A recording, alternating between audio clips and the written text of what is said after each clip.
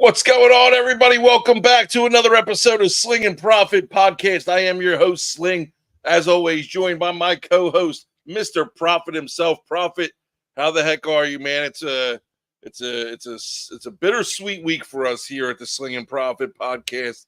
Hey, how has your week been, and how's everything going? Everything's going well. Yeah, Mrs. Prophet's been out spending a lot of that Sunday money that came in. Yeah, it's bittersweet, but no football for a while. But we got a whole lot of other things in store. In Yeah. the upcoming weeks. All's going to be good. Did you get to spend any of that money that you won, or was it all Mrs. Prophet taking taking advantage of the spoils there? I got to spend some, but it was on Mrs. Prophet.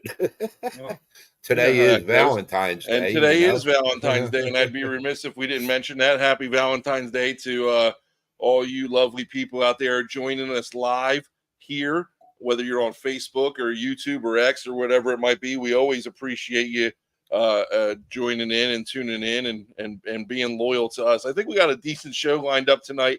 Like I said, it's a little somber because we don't have football this coming week. But like you said, there's a lot to talk about. There's definitely a lot to unpack from the Super Bowl. Prophet, before we get into it, I don't think I had a great of a week as you did. Not necessarily from a betting standpoint, just from a life standpoint. I had some crazy things happen to me this week, and it started off on Thursday. Because we air the show Wednesday night, so Thursday I wake up with a severe toothache, right? And I'm sitting in I get through school and I get through the day and I go and eat my lunch, and then I come back and I'm sitting in my car and I'm like, I got this really bad toothache, and I'm like, screw it, I can't take the pain anymore. So I put my hand in my mouth and I start pressing on my tooth with my finger, and the next thing you know, my tooth shreds out of the socket. So I'm like, oh man, and then there's blood and everything like that, and I'm like, oh God, I gotta go to the freaking dentist, which I haven't been to clearly in years, because that probably doesn't happen to people with healthy teeth. So I drive myself to the dentist, and they tell me that, did anybody ever tell you that you got an extra tooth? I said, no, I was told I had an extra wisdom tooth. They said, no, you have an extra tooth. That's the one that you pulled out. So they wound up removing it. It was hanging on by a thread. They wound up taking it out, and they said, oh, by the way, you need a root canal on the tooth next to it. So I got that to look forward to, because I haven't scheduled that yet. So that was my Thursday, Prophet. Happy to say that my mouth feels better. My tooth feels better. Little tiny tooth that I wound up ripping out. And, I'm a pretty savage guy, I guess, if I say so myself, to be able to say that I ripped out my own tooth. But that was only the tip of the iceberg. Could have taken care of that a lot cheaper just by buying a bottle of Jack Daniels or something, And yeah, probably. That was the least of my issues, though, Prophet, because then came Sunday, and I told you it was a whale of a week. Super Bowl Sunday, baby. All I want to do is get ready, cook up some food, throw a few back, have some drinks, be ready to go, watch the game, and enjoy it. It's about 2:00, and I haven't started cooking yet, and we did whatever we had to do in the house, chores or whatever, blah blah blah. So I go down we got up real early Sunday morning. We hit the grocery store before it got busy. So we were at the grocery store as it opened at like 6 a.m., which is wild to me.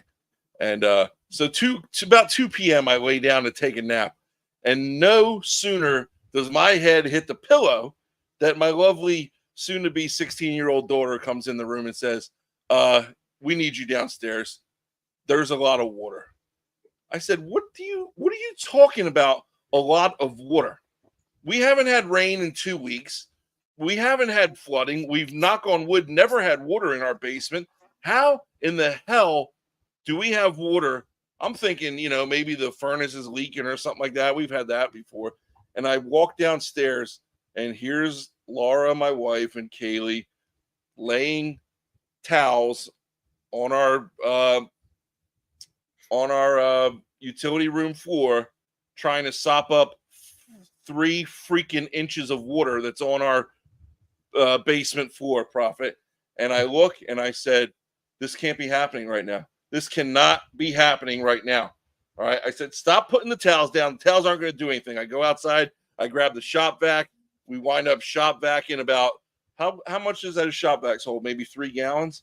5 gallons normally. The 5 bigger gallons. ones, So we probably did about 15 trips with the 5-gallon shop vac. So how many is that?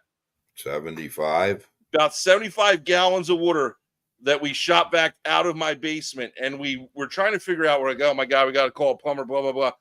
Long story short, we get lucky and I see a whole stack of clothes that fell over. It looked like they fell over on the dryer, because they were overflowing.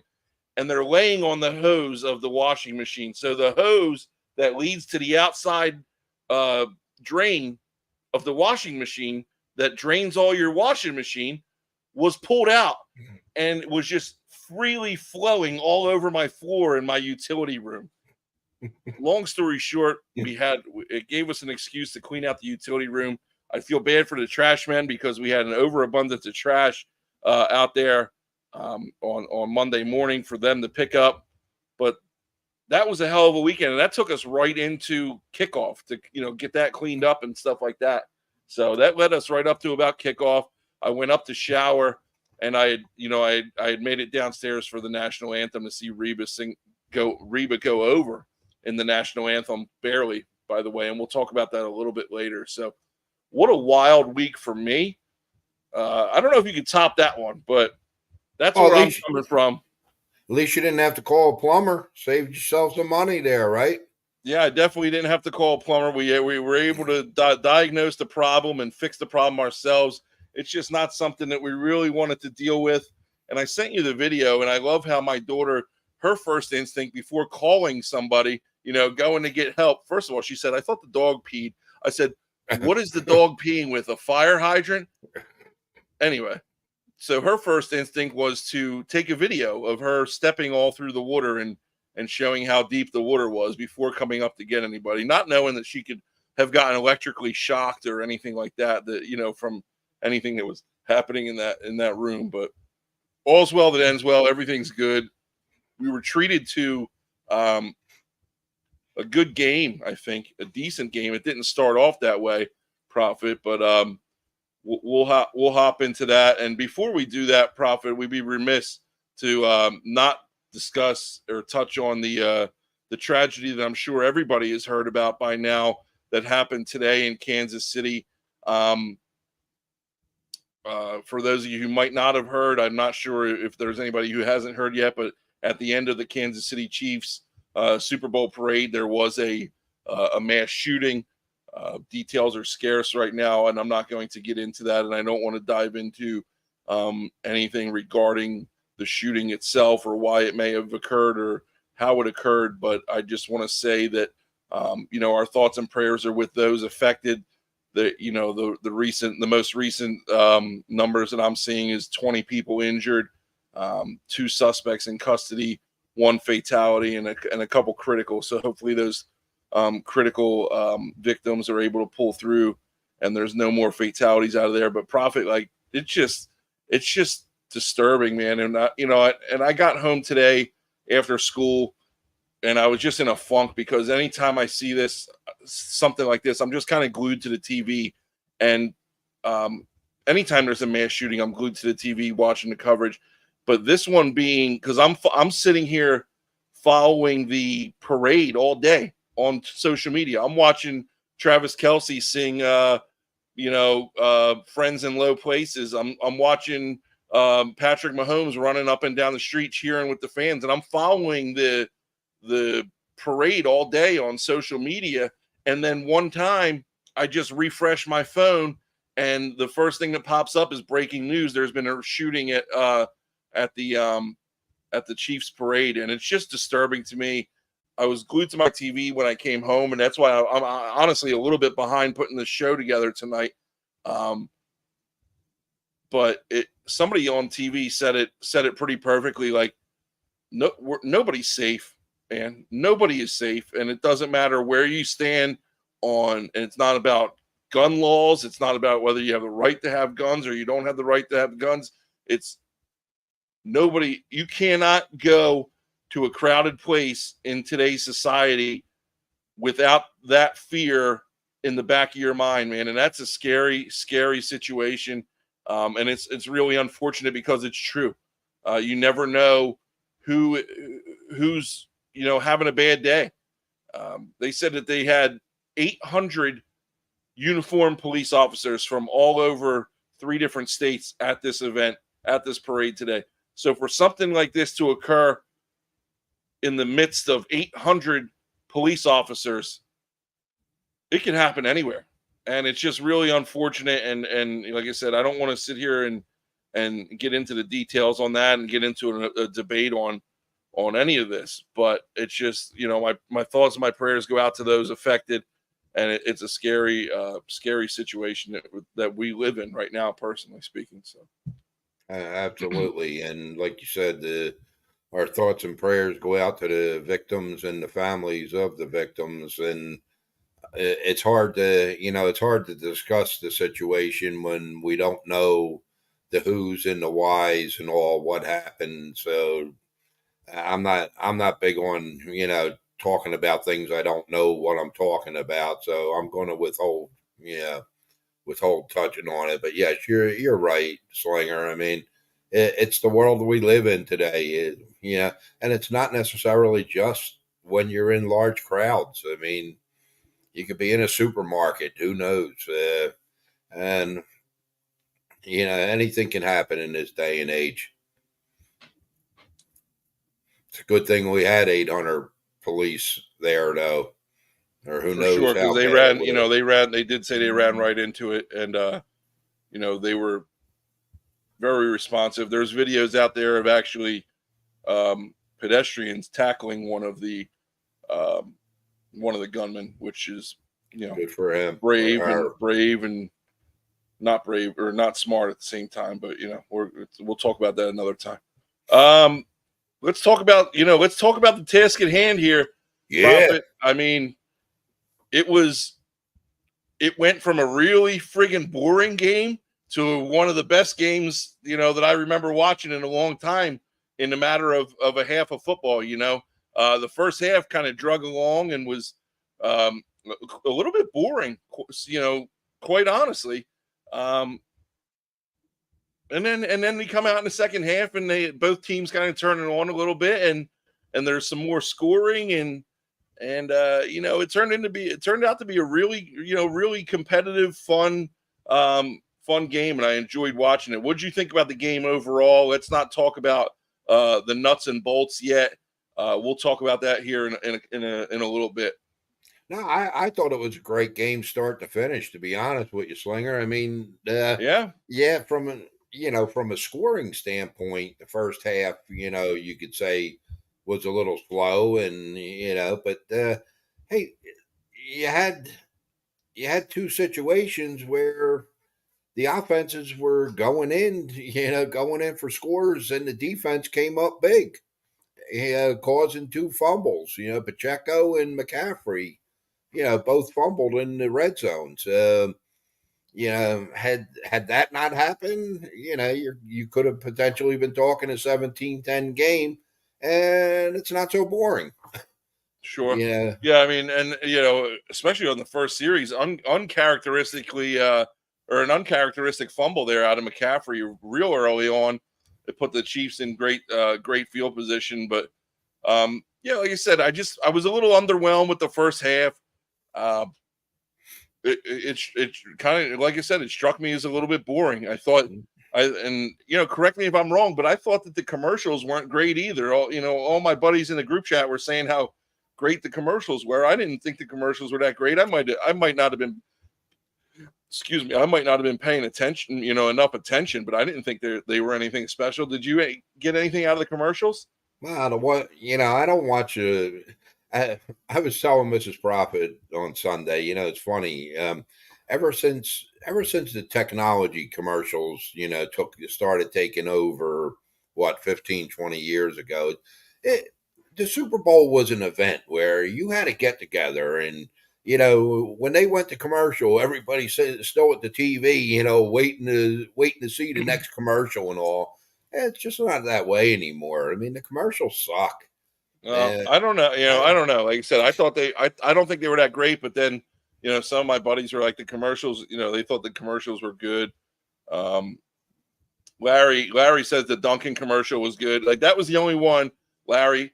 Like that was the only commercial that if you asked me what commercial did you see last night, I would have been like the Dunkin' commercial. That's the only one I can remember. So I guess in that case it was good. Like Mrs. Prophet says the J-Lo commercial. Like I don't remember I don't know. And I wasn't even drinking. So I don't remember the J-Lo commercial, but yeah, I don't remember the Dunkin' or the the Dunkin' commercial was a play off of it was with Tom Brady. They were all wearing a Dunkin' Donuts get up, and it was a play off of the movie Good Will Hunting. And they were all they were all acting like they were, back in the movie Good Will Hunting. I remember it now, yeah. Yeah. Okay. So Larry said that the J-Lo commercial was the Dunkin' commercial. So everybody's kind of talking about the same one. So during commercial time, it's funny, because with live betting and all now, commercial time is a good time to get caught up on what you're going to do for your next play and all. So speaking of live betting, I got to give a shout out to my buddy Mark, and Mark cleaned up. He just kept on reinvesting in the Chiefs money line, and he wound up taking home I think like $3,600 on Super Bowl Sunday just because he believed in the Chiefs, and he said that it's the last football game of the season and he's going to empty the account, and good for him. So shout out to Mr. Mark over there for cleaning up, on those Mark. On that Chiefs money line. That's the way to do it. I mean, and that game was it was nowhere near the New England Atlanta game, but there was good money to be made that whole game if you were a Chiefs fan by simply playing the money line all throughout. Yeah, and it sounds like he did. So good for you, Mark.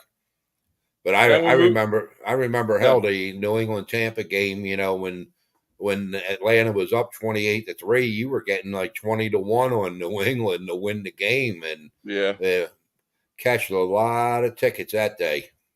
Yeah. Larry, I have heard from people.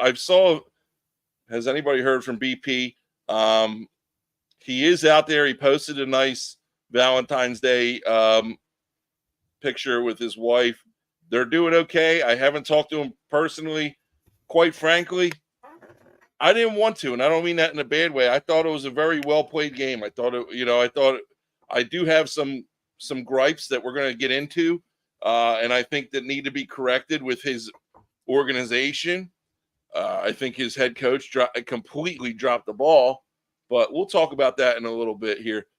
Speaking of, have we heard from anybody? There's been a ton of reactions, and there always is, Prophet, after the Super Bowl and stuff like that. But it's just I got a couple videos queued up here of fan reactions from the games, and more so the Niners fans reactions versus the Chiefs fans reactions. But first I want to show a couple videos of these Chief fans, and they're not fans. It's basically just Jason Kelce being an absolute clown at the after party, Prophet. And I don't know if you saw these videos or not, but they're pretty hilarious. Because Jason Kelce is just out here in full, he's completely obliterated. And he's just out here in full, what are they, overalls, Kansas City Chief overalls. And he's wearing a Lucha Libre Kansas City Chiefs wrestling mask. And he's just bombed out of his mind, just dancing. So check out a couple of these videos. I thought they were pretty funny.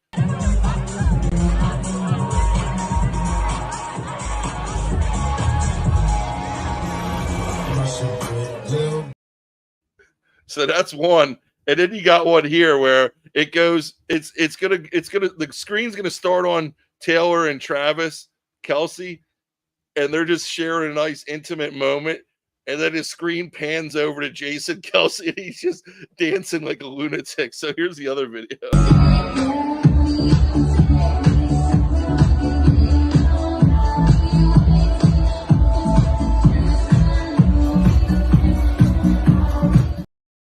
He just got Jason Kelsey up there dancing with Marshmallow. Prophet, what do you think that? Hey, I know you like the style and profile back in your day. What do you think that party was like after the Super Bowl out in Vegas? Well, that was at Zook, from what I understand, and that's definitely a high class nightclub. So, hey, look, I see that's the first time seeing that, and I see that, and I say, good for you, Jason, and to everybody out there. I mean, they're out there having fun, celebrating a victory, not causing any problems. Man, that's the way to do it. I Yep. mean, that was great. For sure. Now there's reports out there that Kelsey, on a side note, Jason Kelsey met with Fox and ESPN officials while he was out in Vegas talking about a potential announcing job. But he's also contemplating. He said he's going to make his decision.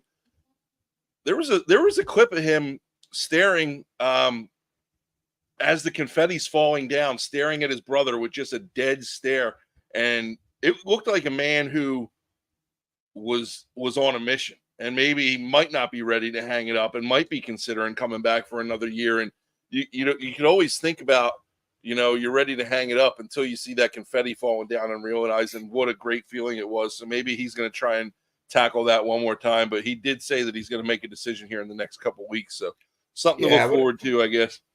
There was all kind of talk after the Eagles lost that he said he was retiring, and yeah, it'd always be. And even if he did say that, people say stuff, in emotional states that without thinking things through, especially something like that. I Sure. wouldn't be surprised at all to see him back next year, and I hope Sure. he can still play. The guy Right. still plays, So yeah, come back Now, for another year. Prophet, as much as wholesome as those videos were that we just watched, the Chiefs fans' reactions, actually the Jason Kelsey reactions, there's some reactions out there from Niners fans that are not as wholesome. And we're going to take a look at a couple, and you're going to want to see these. And I kind of want to get your opinions on these, because what goes through your mind as a fan of a team to do some of the things that these people do? And let's just take a look here and let the videos speak for themselves here. Intercepted. Over.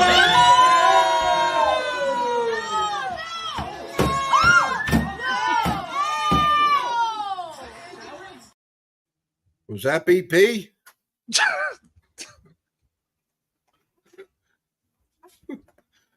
I don't think so. Oh man! And how about another one? This one was. I actually think this one was worse. Let's go! Oh my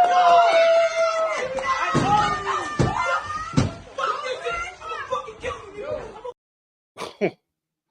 Like, what goes through these people's? In what world do you get that work? I don't know, man. I don't know. And you said, you said something about BP. Like, I've never attached myself to a team like that, and I know you haven't either. But I know people that do.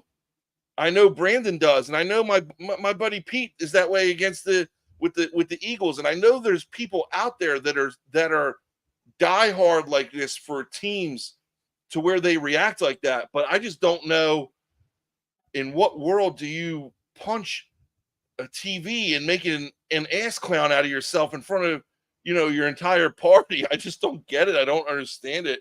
But do I not understand it because I would never do that? Or do I not understand it because I've never felt that kind of pain because I've never felt anything like that to a specific team? What do you think?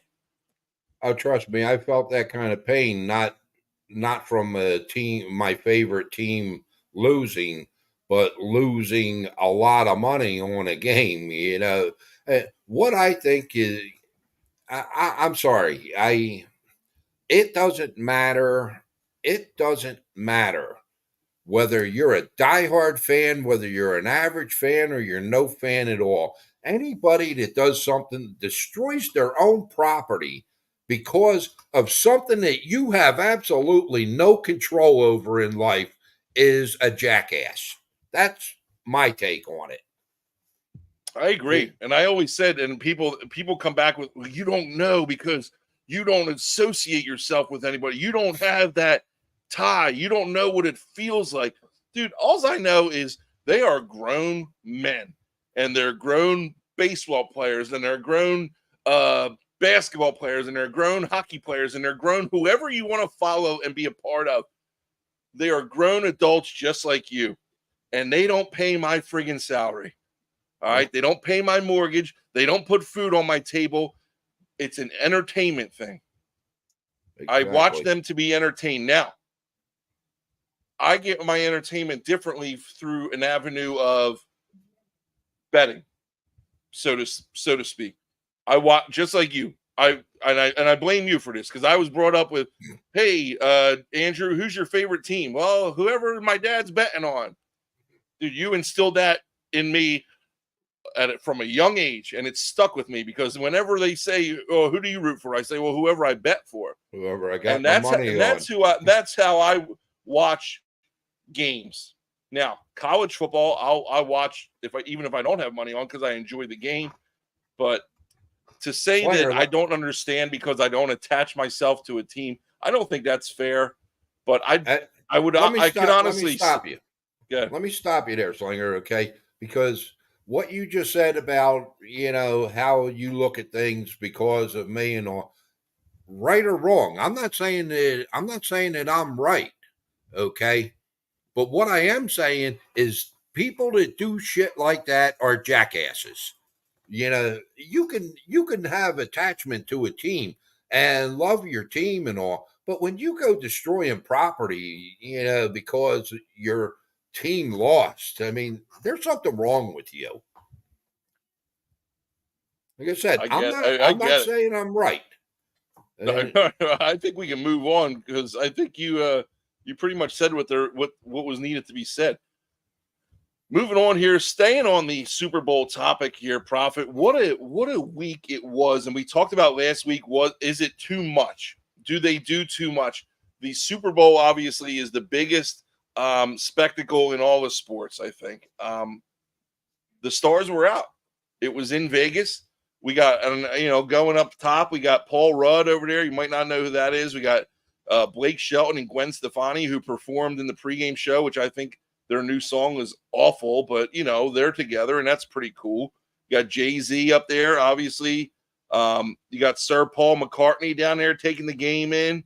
You got Lady Gaga. You got the Biebs, Justin Bieber. You got my man Luke Combs, and that was just a chunk of the list that was there. Right. Now, all the reports that I'm reading were Vegas was the absolute best city to host a Super Bowl for a variety of reasons. First of all, the overabundance of amount of hotel rooms that are available. The walkability, you could damn near walk to that stadium from the Strip, is from what I understand. It's not that far of a walk. Everything that was going on outside of Super Bowl week, the media, the conventions, all that stuff was all within walking distance, and it was all a central hub.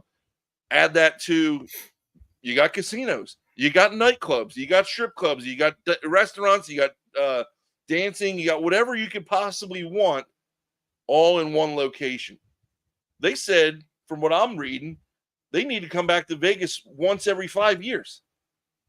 What would you say about, hosting an event out there such as the Super Bowl that often? And do you think it's a good place to have these events, or what? I'd say do it. Absolutely. I mean, I'm not going to be out there for week 2. I'll go back out week 1. It's just a little too much for me during, week 2. But no, you hit the nail on the head with everything you said. Everything is right there, for you to enjoy. And, like say, the Super Bowl's in Detroit. It's 0 degrees or colder. So even if you can get around, even if you can go places, you're still freezing your patooties off. And what do they have in these other cities, to offer? I mean, other cities do have some things, but Vegas has everything to offer. Yes, I would say play it every year out Yeah, there. I mean, it's not like the Raiders are ever going to be playing for it, so like they can just Exactly. play. They They would, can just play it there every year, right? and they wouldn't have home field advantage anyhow because I mean, hell, most of the fans out there are visiting fans. Larry But says there's a $17 billion in economic impact from the Super Bowl. I believe it. no, I can believe it. And but they got the NBA All Star game coming this week, and Oh, do they? it's not in Vegas, but I was out there one year during the All Star game, and that place got crazy. Also, I mean, it's such a hot place. It Sure. really is. And you know And what? Hey, good. soon, in the next 2 seasons, I think they're tearing the Tropicana down out there, and they're putting up a baseball stadium for the Oakland Yeah, A's to come to they're town. trying to get there. Well, they got the A's coming there, right? And Right. then now they're trying to get a basketball team. They said. So I mean, they already have the arena for the Golden Knights, so they can just put a basketball team there too. So you go from a city who they said they never wanted to have a professional sports team for gambling purposes. Now might have all four major sports within the next decade. So we'll keep an eye on that. But Prophet, what kicked it all off last week? What was it? We talked about it. It was the press conference for WrestleMania. All right. Now I don't know why they did it in Vegas and why they hyped up the Road to WrestleMania kickoff in Vegas. I would thought that maybe they would have done that where WrestleMania was being hosted in Philadelphia.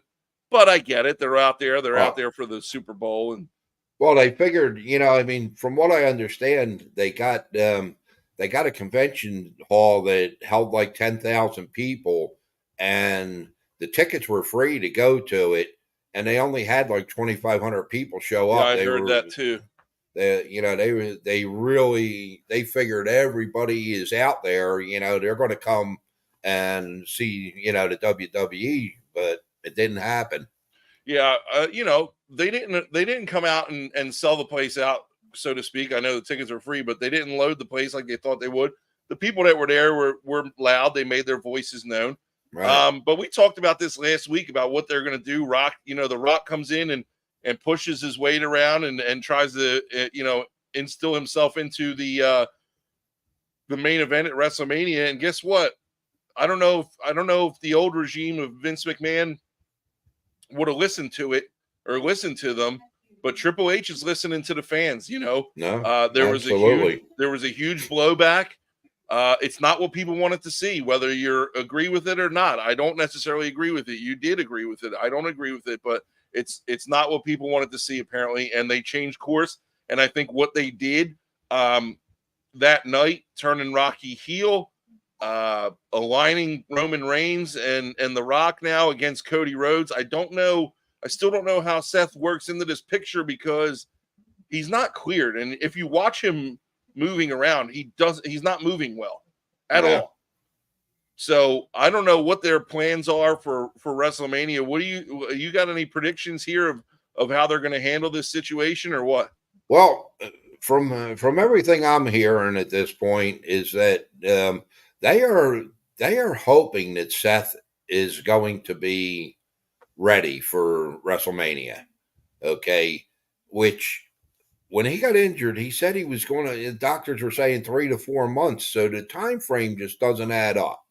Right. But let's say he is. What I'm hearing that they're going to be doing is Saturday night is they're going to have a tag team match with The Rock and Roman against Cody and Seth, which really now puts both main events on Sunday because Cody's going to wrestle Roman on Sunday, and Seth is going to wrestle. In all likelihood, I don't know, maybe Orton or McIntyre. Yeah, I would say probably McIntyre, but who knows? But right, but again, if he's ready, and he doesn't look to be ready. You could, and I think I've been seeing the same thing as you with the tag match, and I think it's a great idea to kind of protect The Rock and protect Seth. as much as you possibly can. Now, Rock's 50-something years old. Obviously, he's in great shape, but he's not in ring shape. It's a different shape, Absolutely.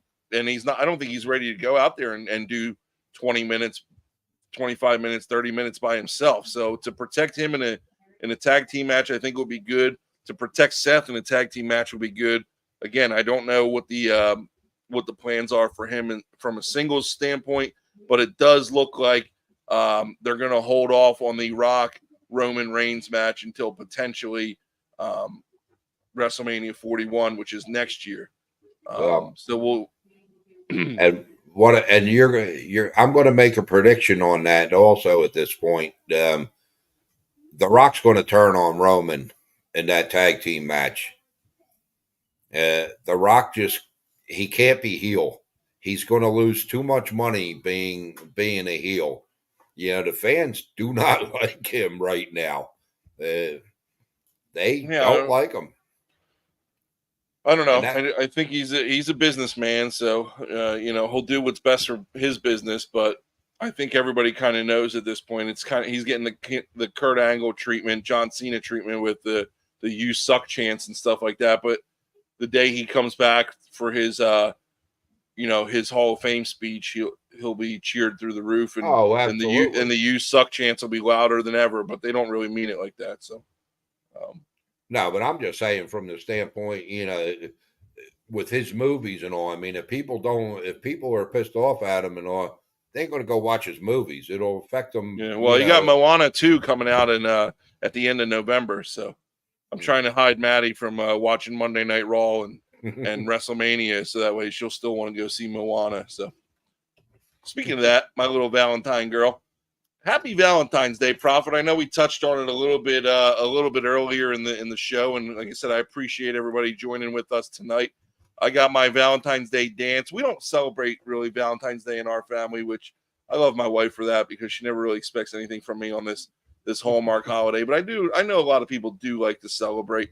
We got our Valentine's Day dance tomorrow, and Maddie asked me to be her date, so we will go and we got a little dance at the school. So me and her are gonna go, and we'll get that going. But Prophet, what's your favorite? There's a lot of things associated with Valentine's Day, and we're gonna keep it clean here. We are a PG show or a PG-13 show. Yeah. All right. So what would you say is your favorite? Valentine's Day candy, or maybe if you have a meal or something like that.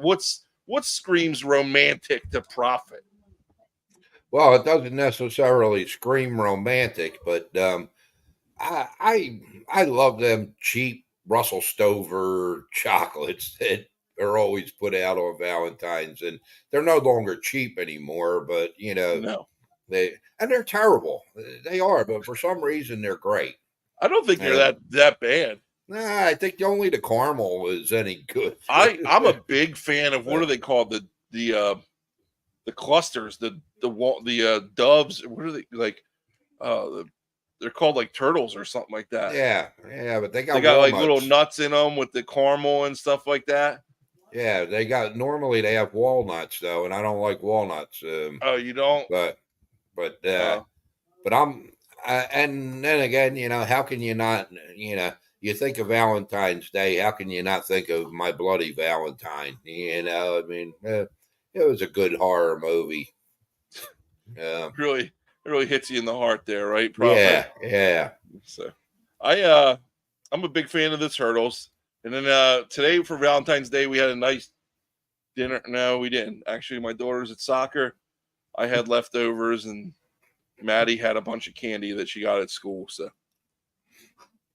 we're wrapping that up. Yeah, I mean, we just had to touch on it. Happy Valentine's Day to everybody out there. And, Prophet, it's time. It's going to be short, but it is time for, for our weekly roundup segment. I love that. I love that segment. So we got to do it.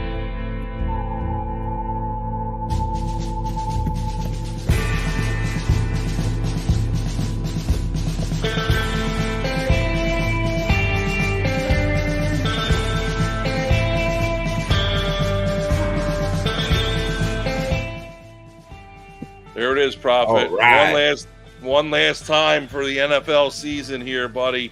Hey, 49ers can't hold on as Chiefs win in overtime. Let's start at the beginning. All right, let's take some time here. We got, we're well under time. We got plenty of time, and it's going to be a short show tonight. Obviously, I could tell already, but that's fine. Let's start at the beginning. What was your take on this game? Let's just kind of go through, from the first opening quarter to, like I said, the Niners get the ball first, and they open it with a fumble, and talk to me about what your thoughts were early in the game here. Early on, I'm watching the game, and I thought Joe Montana was actually quarterbacking for the Niners on Sunday. Really? Yeah, I mean, Purdy did really well, the first quarter. But then after, the second quarter, he became Mr. Irrelevant. And I'm not 100% sure as to why Kansas City has butterflies. I mean, I do understand it from the standpoint it's the Super Bowl, but it's like they've been there. They were there last year. Like, they just played like, I don't know, like they were nervous early on. I do think that, early on coming out, it was kind of, back and forth slugfest. It was but it wasn't clean. It wasn't like, it was just stout defenses. It was kind of sloppy offense. And it was that way for a while. And then finally, the second quarter rolls around, and the Niners kind of open it up a little bit with they start things off with the field goal, and then they hit McCaffrey on that trick play, right? Was that the trick play at first? Yeah, well, that was Jennings that threw that. Yeah. And who would have thought, talking about your bet that you had a bet that was each rushing touchdown. It wasn't one rushing touchdown. Yeah, right. Four touchdowns scored, not one rushing touchdown. So the Niners jump out to a 10-point lead. All right, it's 10-0 in the second quarter. And I think we're talking during the game, and I mentioned, after the Chiefs got that field goal, that the Chiefs are going to come out and they're going to win 20-17.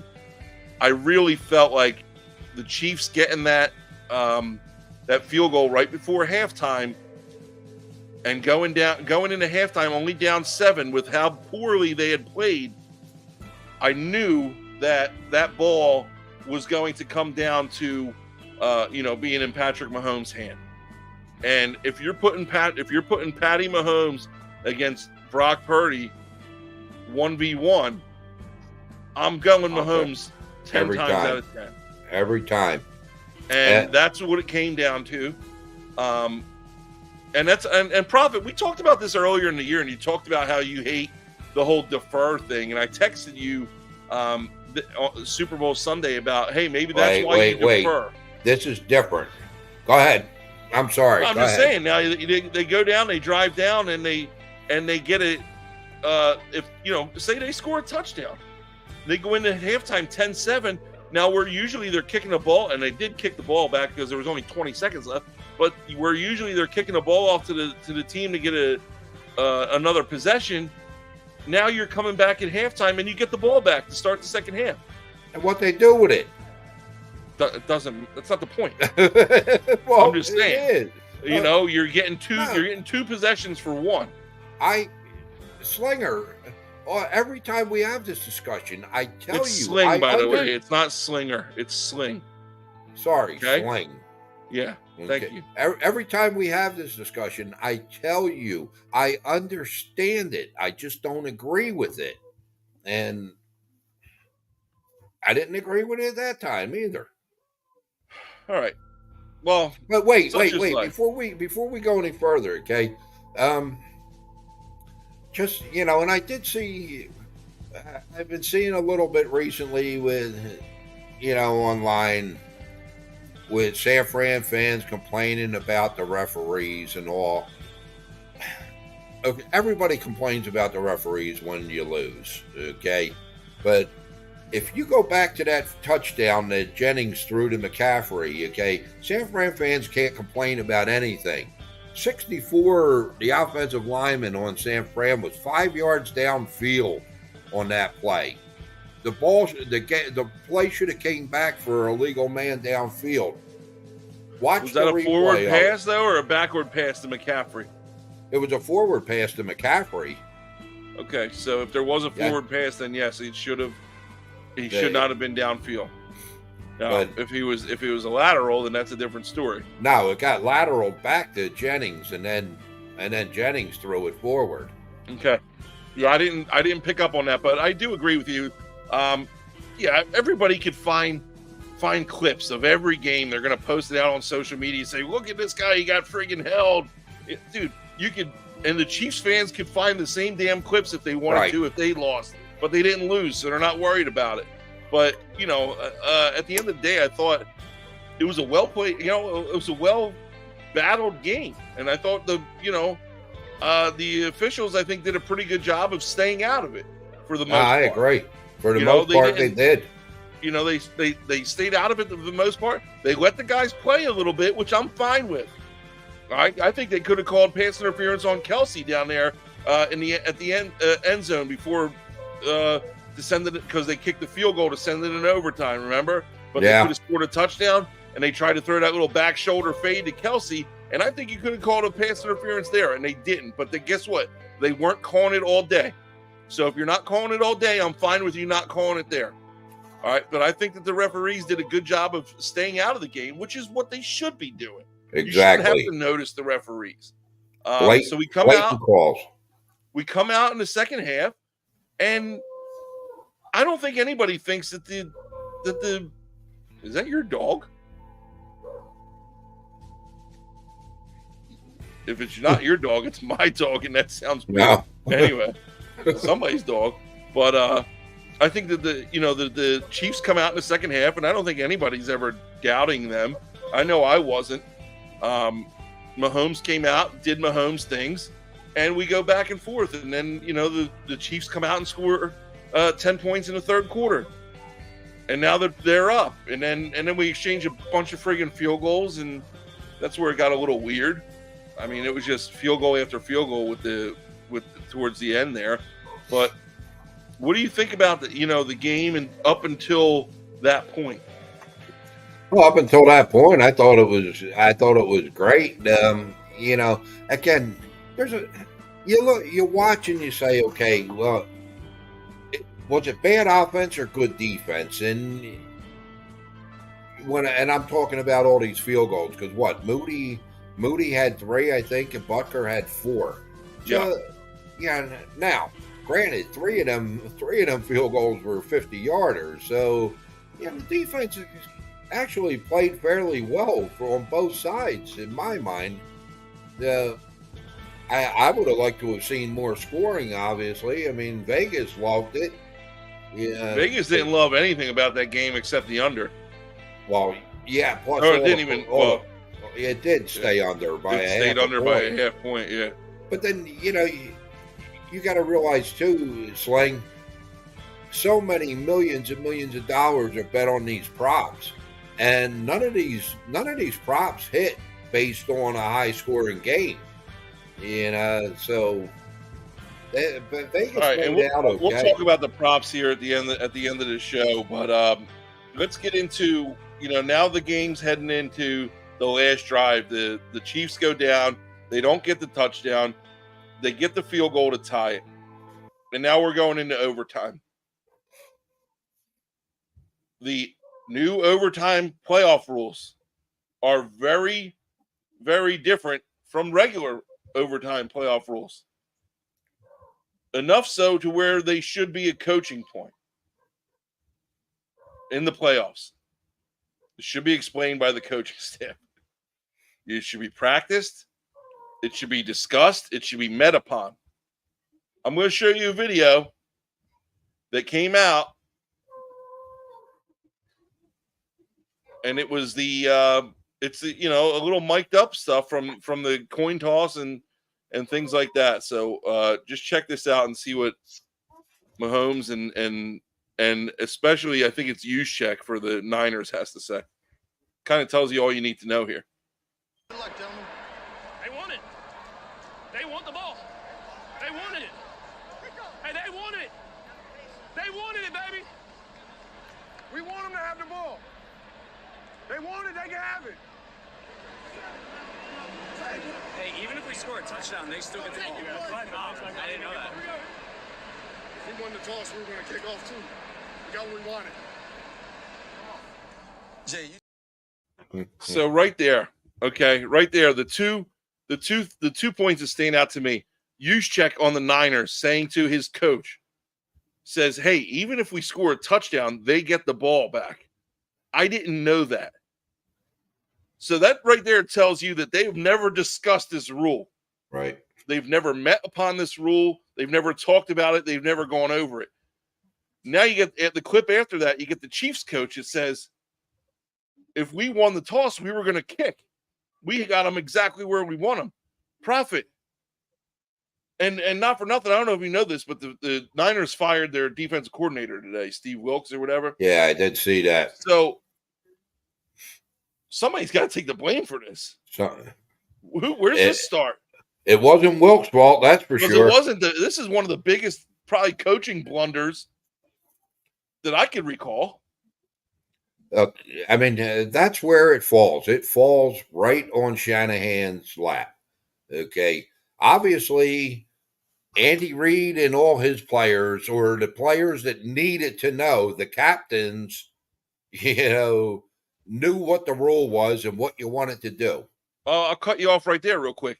A couple of the Chiefs players were on record saying that they've met on it since week 1 of the playoffs. They've gone over the playoff rules. Right. It's not just a Super Bowl. So it wasn't just the captains. The whole team was well aware of the playoff rules. And yet you send the captain out there that doesn't know the rules. And, did it cost them the game? No, I don't think it did. I think at the end of the day, the Chiefs were winning that game anyway. But did it give the Chiefs a huge advantage in that game? Absolutely. I mean, I am now. You started earlier with the deferring and all.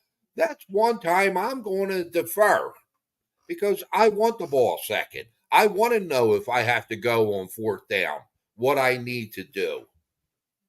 100%. I mean that's the whole point of, you look at college overtime and you never hear anybody in college overtime saying we want the ball first, because you always pick defense first, because you want to know whether you need 3 points, you need a touchdown, you need 7 points, you need whatever it might be. Right.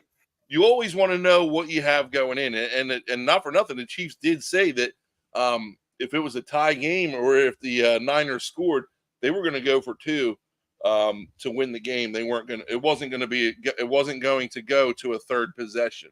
They did say that too. So they were, if it ever came down to that, hypothetically speaking, if the Niners were to score that touchdown first. Yeah, well, there's just been a lot of talk, Proffet, about the people are hating on Shanahan right now, and they're just saying that he's not getting it done, and he's to blame, because not for nothing. I think it was Bill Cowher. I was watching the post game, and Bill Cowher says Brock Purdy didn't lose this game or the Niners didn't lose this game. Patrick Mahomes won it. And I think that's a fair statement to say. I think that, like you said, once the Niners kicked that field goal in overtime, I said there's no way Mahomes isn't driving them down to score a touchdown. This game's over. And they had a couple close calls, a couple long 3rd downs, and a couple 4th downs thrown in there, but there was no way that he wasn't taking that friggin' ball into his own hands, which he did on multiple occasions, running the ball, throwing the ball, and I never doubted for a second that once it went into overtime and the Niners only got a field goal, I knew Mahomes was coming down to lead them to a touchdown. Yeah, I mean, I kind of felt definitely did feel the same way. In my mind, there was never a doubt that Kansas City was going to win that game at that point, and there wasn't a doubt in my mind they were winning the game when they were down 10-3 at half. I mean, yeah, picking up a plus 170 at halftime on the Chiefs when that was a nice setup there. Yeah, I know. And if I had more money in my account, I would have done it myself. But unfortunately, I didn't. At the end of the day, you could talk until you're blue in the face, but it was a pretty exciting game. It was a really well played game. Like I said, I thought it was a pretty well officiated game, and it delivered, man. It delivered on a lot of fronts, and I'm satisfied after watching it. Obviously, we all know, I wanted the Chiefs to win, but it was a good contested football game, and I'll tip my cap to the Niners too, man. It was fun to watch, and I can't imagine as a Niners fan what it was like to lose that game. It was probably really tough. I don't think it was tough enough to put my fist through a flat screen TV, but you probably felt a little gut punch. But I would be curious to see, and BP, I know he checks in sometimes after the show, but where's the blame to lie here if you're a Niners fan, and Brandon, if you watch the show and you listen, send us a comment a little bit later. Who's to blame here for this game? Because I'm curious to see, as a Niners fan, are you ready to turn your back on Shanahan? Because somebody's got to be responsible for the blunder in overtime. Prophet, unfortunately, that was our last football coverage football game coverage for a while. Yeah, about 6 months. Yeah, and then we got the UFL. Yeah. We're not going to break it down like we are here, but we might talk about it.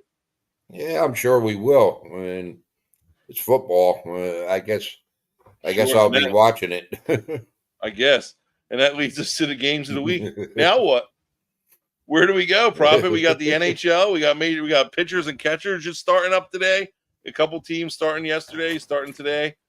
Of course, Larry, we're going to cover the draft, man. Of course we will, but our hearts and our souls are in the action and stuff like that. I do have some vested interest in the draft this year, as one of my clients is declared. So hopefully we'll be able to get to celebrate on air. That would be pretty cool. But yeah, we'll talk about the draft and we'll talk about it in depth, and we'll have our mock drafts and we'll put we'll have our contests and stuff like that. But we're a little bit ways away from that. So I think it's okay to be a little bit upset right now, but we're not going to wallow for too much longer, right, Prophet? Because we got a lot on the horizon, man. Yeah, we got free agency coming up, starting in 2-3 weeks. Sure. Yeah. I mean, it's just like you said, a little bittersweet. That's all. Yeah. Let's hop into our plays, man. Let's take a look at what we hit and what we didn't hit. Unfortunately, my college basketball parlay didn't hit. I've been pretty spot on with that late. Yeah. I was surprised to see that. I've been spot on with those. And not for nothing, but the Gatorade color prop bet was crock of crap because it was so late. It didn't happen after the game. It happened damn near at the podium where they were celebrating. And it was a full bucket of Gatorade. So it was a fresh bucket. Who the hell has a fresh bucket of Gatorade by the end of a game that went into overtime? So somebody pre-made this bucket up, and somebody had money on purple and said, here, go pour this purple Gatorade on Andy, but make sure you get all the millionaires out of the way first that were standing with them, because this is all a big fix. So I'm convinced that the Gatorade color was a huge fix. I'm pissed off about it, but I did win on my KC +2 bet. I went heavy on that. 200 to get me 369, which ironically enough brings me to an even 500 profit. So after all of this poppycock and back and forth and winning and losing more than winning, I end the NFL season breaking even. And you're saying that with a straight face. What are you talking about? Oh, no, I'm not going to. Come on. This is I'm as Play back 4 weeks ago when you won, but you oh, didn't. okay. Well, I'm talking about my personal winnings now. But yeah, okay. Let's talk about you. You hit with your +2 and your money line, and then both teams you missed with the Russian touchdowns. Yeah, that one. Yeah, surprisingly, there wasn't one, let Yeah, alone that was pretty one on surprising. each team. But you know, I don't know. Maybe one of these years, people are going to start realizing. I love this game. I mean, I saw a false favorite in San Fran, and when you can play it and get points and play it and get a plus number, and feel good that they're going to cover both.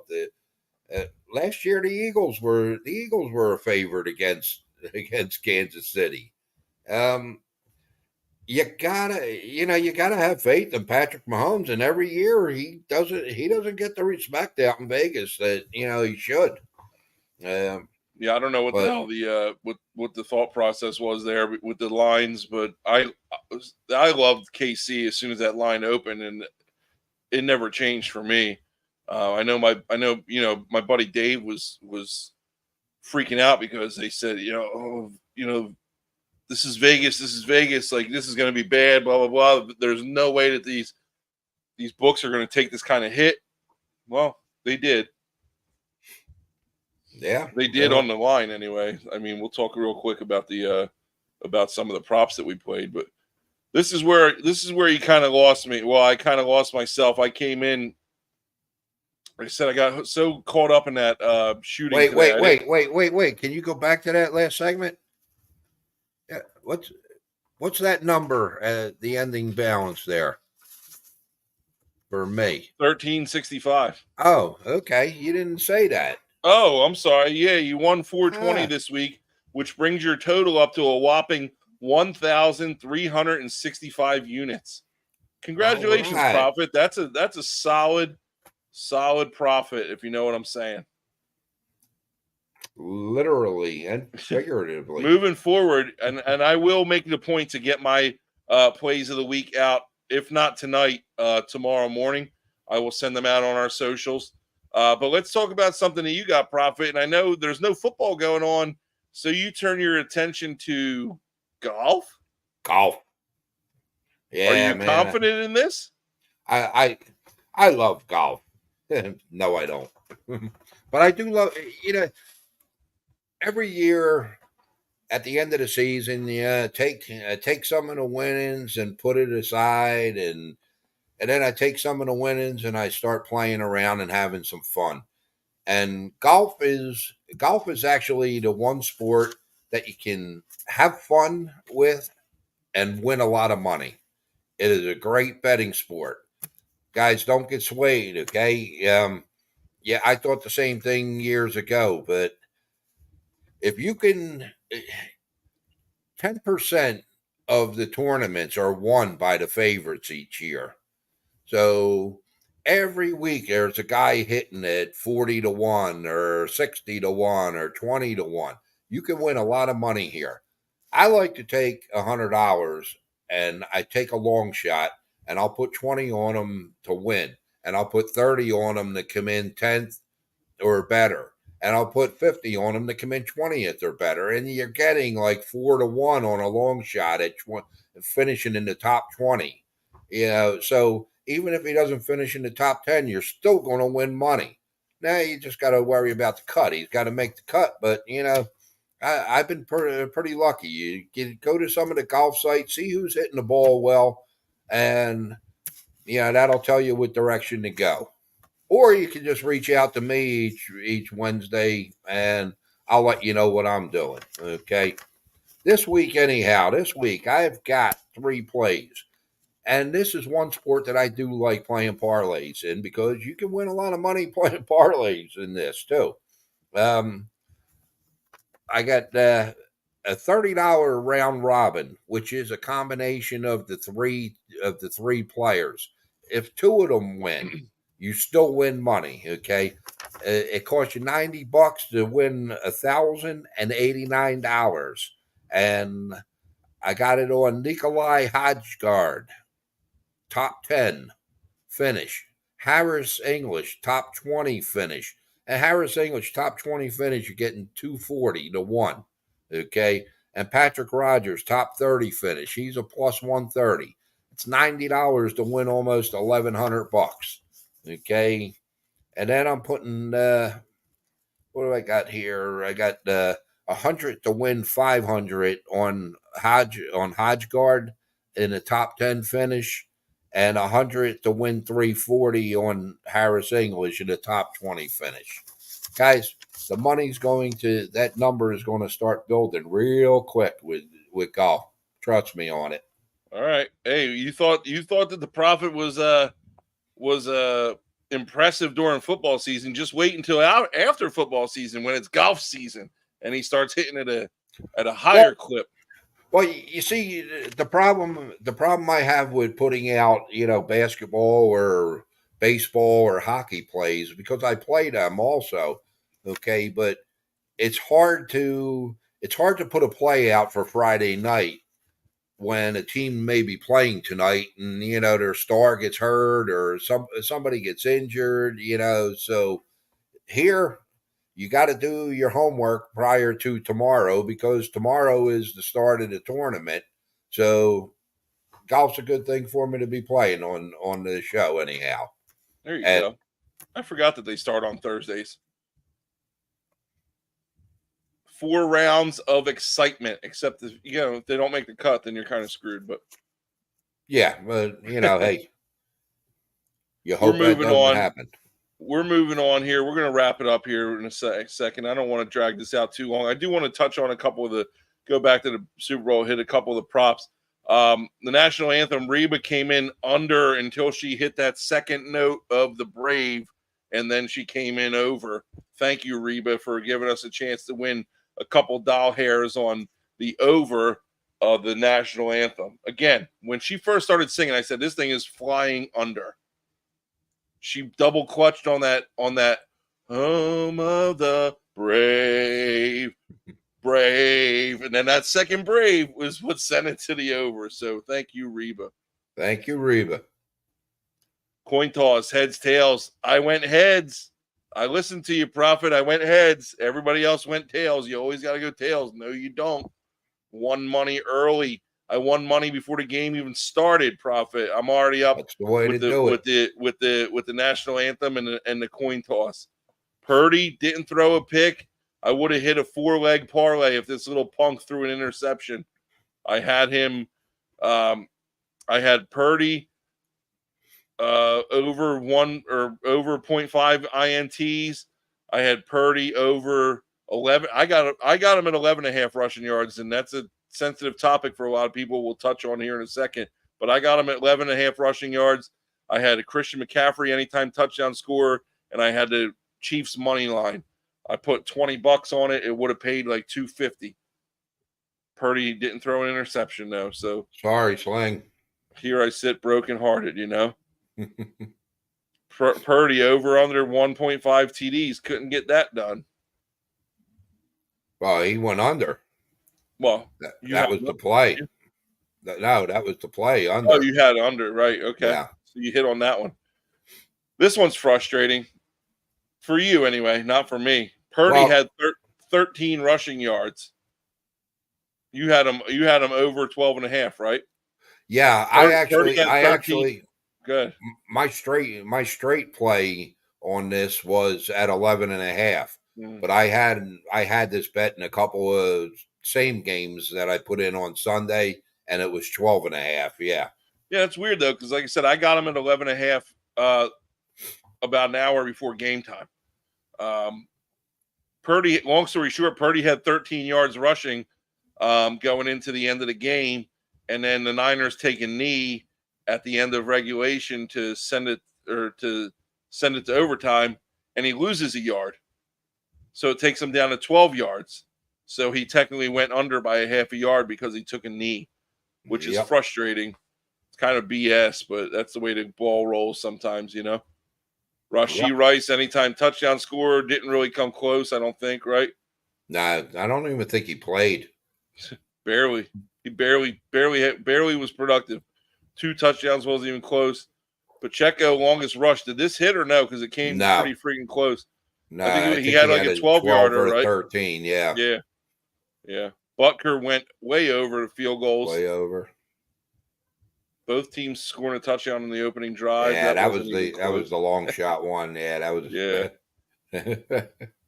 But so like I said, the over prop bets, man, just even though there was 47 points scored, I mean, with the exception of McCaffrey, the touchdowns, Nicole Hardman and Valdez Scantling, it's like the names just didn't do it on Sunday. Yeah. There was money to be made, though. Like I said, you hit a couple other ones. So, but do you have an "I don't love that" segment? I don't have one. This week. Yeah, I don't. It's Valentine's Day. How can I not love everything? You can't not. You got to love everything. So exactly. Oh, Prophet! I'll tell you what. Again, I want to reach out, or I want to, express my condolences to those affected by today's tragedy in Kansas City. We hope that we pray and hope for the best for the families of the victims and Absolutely. Pray for the deceased. That being said, pretty solid show tonight, Prophet. Like I said, a little bittersweet here without any football coming up on the horizon, but I think we're going to make it through here. We'll be good. Couple of on this dates, Prophet. I don't know if you knew this, but on this day in 1966, Wilt Chamberlain goes on to break the NBA career scoring record at 20,884 points. Now, did you grow up watching Wilt Chamberlain? Nah, I mean, he was before my time. Oh, really? Kid. Yeah, I was a little kid when he was, they don't make many like him anymore. Obviously, that record has since been broken, but it's pretty impressive for the time. On this date in 1987, another basketball one here. Detroit Pistons, Philadelphia 76ers game draws a crowd of 53,745 at the Pontiac Silverdome, making this the third largest crowd in NBA history. I don't remember an NBA game being played at a football stadium, or for whatever reason they did that. Do you remember any of that or no? No, I remember the game. Being from the Philadelphia area and all, that was huge. Oh, really? That one I was I was old enough to remember. Yeah, I don't remember that one. So, but I'm scrolling through here, and there's not a whole lot of any, whatever it is, 214. There's not a whole lot of history, and there's not a whole lot of WWE history either. I mean, not a lot going on. So I guess that'll wrap it up for us tonight, Prophet. We're back next week. Good. On this day in 1990, Taylor Swift, she had Fruity Pebbles for breakfast. Oh, what a fact! What a little factoid there. Yeah, and 2% milk, not whole milk. Yeah, it's goodbye. Hey, we'll see you next week. We're gonna come back next week. We'll have a show, and then we're probably gonna take a couple weeks off here, and then we'll catch up on what we're gonna do heading into draft time and free agency and stuff like that. But we are definitely back next week. Catch us next Wednesday night. Sling'N Proffet. We love you. We'll talk to you guys next week. Good night, all.